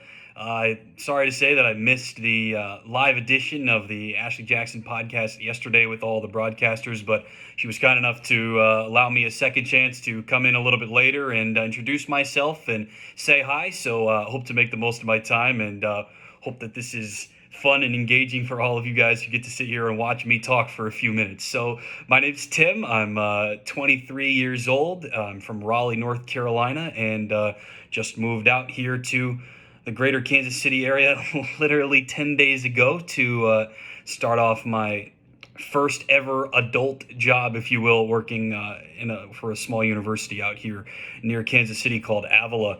And so I'm by way of Northwestern University, everybody's favorite Big Ten school. It's located in Evanston, which is a suburb to the north side of Chicago. So spent the last 4 years there, graduated a little bit over a year ago and finished up my degree there at the end of last August. I was in the journalism school there, and the biggest reason that I wanted to go there is to be part of their radio crew. And that leads me into how I found the SFL and why I'm here. Being a broadcaster is my absolute favorite thing to do. I have a lot of little niche passions, but I love sports, and I've always, for the last 15 years, really wanted to be a sports broadcaster. And I got the opportunity to do that at Northwestern, and I've gotten the opportunity to do that here in the SFL and a couple of other stops along the way. I covered a college baseball team, a college summer league baseball team in Wisconsin in 2017. I interned at Sports Illustrated in 2018. I spent all of the last year working at Learfield IMG College, which is a radio network covering the Houston Cougars and the Syracuse Orange basketball and football teams based in Winston-Salem, North Carolina, and then also covering high school sports in Hillsborough, North Carolina as a broadcaster and as a writer. I found the SFL through somebody that I'm sure you're familiar with, Mike Improda, who, as it happened, used to work with my mom a few years ago, and they happened to meet at a work meetup in Naperville, Illinois, which is near Evanston, where I went to college. They just happened to be there together for a meeting, and she foisted some of my early clips onto him, and being the nice guy that he is, he was willing to watch. And then literally 3.5, 4 years later, he reached out to me to tell me about the league, a league that he had just gotten started involved in as himself as a rookie and as a writer, and asked, if this would be something that I would be interested in being a part of. And I'll be honest, and I've told some of the people in the league this already. I had never heard of the league. I know a lot of us are in the same position, but once I started looking into it, I realized how cool it was. Originally I came into it thinking, yeah, this will be something fun to do to pass the time, cool sports to watch, while other sports have been completely turned off due to everything going on in the world right now. I personally was working 4 part-time jobs, including those 2 that I mentioned previously, in March, and then when everything shut down, all those jobs, dried up for me. So I was looking for something to do, and I'm really, really grateful that Mike reached out and brought me into the fold. He and I became a partnership. We got started week 1 of the SFL minor league season, and it was a little bit rough sledding for me at first, trying to figure out how to broadcast games remotely, not there watching virtual people that I had never met before, never seen the league before, outside of a couple of playoff games that I'd seen as a viewer. So it was, a steep learning curve trying to adjust to the league, but it was really, really awesome. And then he and I were fortunate to be together for 7 out of the 8 weeks of the minor league season, and then capped that off with the minor league championship game last month. The first ever championship game that I've gotten to be part of as a broadcaster. I've seen some cool moments. I was at NCAA lacrosse semifinal in 2019, which was really awesome, but this was the first championship game that I was a part of as a broadcaster. So that was an amazing moment, and I'm really grateful for. And now he and I are here getting started in the pro leagues for as long as I'm available to be a partner for Mike. I'm really, really grateful that he found me after all these years and brought me into the league. And it's been really awesome getting to know a lot of the people that are part of this league. It's a really, really cool endeavor, and the people involved in it have been really, really awesome. I wanted to show you really quickly some of my charts if you wanted to see what things look like. I don't know if this is valuable to anybody, and things might look a little bit weird because of my film setup, but this is how everything looks. Here's the Florida Storm from my week 1 game on the front side. I do offense on 1 sheet of paper, double-sided. I just kind of made this setup myself. The search for the perfect spot chart is an issue that every broadcaster has to deal with, and there is no such thing as a perfect spot chart. When I was covering high school football this past year, I hand wrote everything. And it was a good idea, a good way to keep all my notes centralized, but it took a lot of time. So for the SFL, I started typing the basic stuff, and then I write in all the little info. So obviously over here, we've got the quarterbacks, the most random information possible. There's AJ Caswell. Like I said, offense on each side. So as soon as the ball changes possession, I just flip it over in front of me, and I'm good to go. Same thing, of course, for the defense going the other way. I also like to have the rosters out in front of me, ordered in numerical order, so that if somebody makes a play, all I have to do is look for the number, and then that tells me who it was, and I don't have to scramble and try to figure out where he is on my spot chart, especially if it's a defensive back that makes a play along the line of scrimmage. I'll be looking for defensive linemen, and they won't be there. So this is another nice little way to check myself. I was asked for advice for upcoming broadcasters, and when I was privileged enough to be one of the folks in charge of our radio station at Northwestern for part of the last 2 years, 2018, 2019, I kind of developed a 3-pronged system. There are 3 things that you can do, you meaning anybody, literally anybody, can do to get better as a broadcaster. And I'm certainly no master, but I'm fortunate enough to have been doing this for a few years now. So 3 steps. Doesn't have to be in this order, but all 3 of these things are important. First off, watch other games. If you ever have watched or listened to a sporting event of any kind in any medium, you are well on your way. If you have a favorite broadcaster, play-by-play, analyst, sideline reporter, all of the above, doesn't matter, studio host, doesn't matter. If you have seen a sports broadcast or listened to a sports broadcast, watched a highlight show, you know how to get started. Emulate the people that you like and ignore the people that you don't like. Now, I will say, don't copy the broadcasters that you like, because people will know, and you don't want to be a caricature of these people, but do emulate what they do and try to take that and make it into your own. That is absolutely what I've done as I've come up as a broadcaster, if you will. And I've heard famous broadcasters say that they have done the same thing when they were just starting. Everybody knows that that is kind of what happens. So if you're watching the SFL, for example, and you want to be a broadcaster, decide who the folks are that you like. Figure out what it is that they do. Make some notes. Take notes for yourself. Play-by-play analyst, whatever it may be, podcast host. Figure out what it is that they do, why you like that about them, and then try to transfer that into what you do when you actually get out there and start doing it. And that leads me into point number 2, which is the most important thing that you can do to get better as a broadcaster, regardless of what type of medium it is. Get out there and do it yourself, whatever way that is. If you are fortunate enough to be in a situation like me and have the SFL to call games and have that concrete way to get better like that, that's awesome. But if that doesn't exist, especially right now when there are no other sports on right now except a few soccer leagues here and there, right? Make ways to call games for yourself. Pull up an old broadcast of whatever your favorite sport might be. Find the rosters. If it's your favorite team, all the better. You probably already know quite a bit about them. And watch that game live.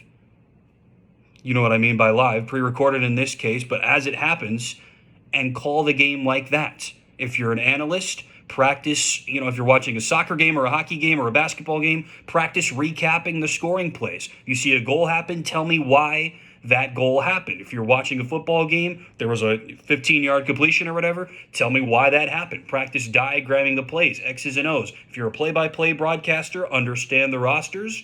If you have them in front of you, all the better. If it's your favorite team, like I said, maybe you're better equipped, and call the action. Just tape it into your phone, for example, or on a recorder, on your computer, whatever, and then listen back to it, because the third step is get feedback. Either give yourself feedback, which is really hard to do. I hate doing it. I'm listening to my broadcast that Mike and I did this week today. I'll listen to it some more tomorrow. I hate doing it. You always catch things that you hear yourself doing. You think, oh, geez, what an idiot. Why did I say that? Why did I do that there? I wish I had done this in the moment. That's okay.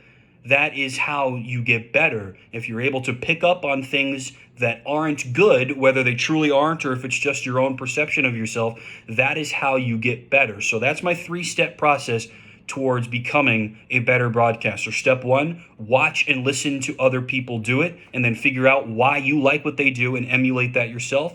Step 2, get out there and do it by any means necessary. That goes for any sort of journalism as well, by the way, not just sports broadcasting. Get out there and practice it. That is the best way to get better. And then once you have some tape, if you will, once you have some experience getting out there and doing it, go back and watch it and give yourself some honest feedback, or send it to somebody else and have them give you some feedback, because they are much more likely to be honest with you if you ask that of them. I, for example, would be more than willing to listen to tape if people have it. Again, I'm no expert. I am no famous broadcaster by any stretch, but I'm always happy to help if I can. I think that's all that I've got. Thank you so much, Ashley Jackson, for having me on the podcast post-talk, if you will. I'm going to end by signing off the way that I do all of my broadcasts. It's something that my grandfather used to tell me when I was really little, so I've kind of paraphrased it and used it as my own sign-off. So first of all, be well, be safe. I've been Tim Hackett.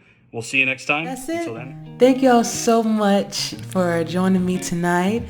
I hope that y'all enjoyed the show just as much as I did making it. Oh my God, great stuff. Special thanks goes out to Mike Torello, Gerald Gildasesi, Tim Hackett, Mikey Improda, Cameron Irvine, and Eddie Gage for being on the show. I really do appreciate you guys for taking the time out to be with me. T-Roy Gaines and Damon Simeons also wanted to be on the show. Andy also wanted to, but they had some other prior engagements, so they do send their regards, and hopefully I'll have those guys on the show sometime too to talk about their experience maybe later on in the season. If you want to be on the show, let me know. I'll be happy to add you to the list. I enjoy meeting new people all the time. Looking forward to bringing you another great podcast next week. But until then, y'all treat each other well. Stay safe. Striker.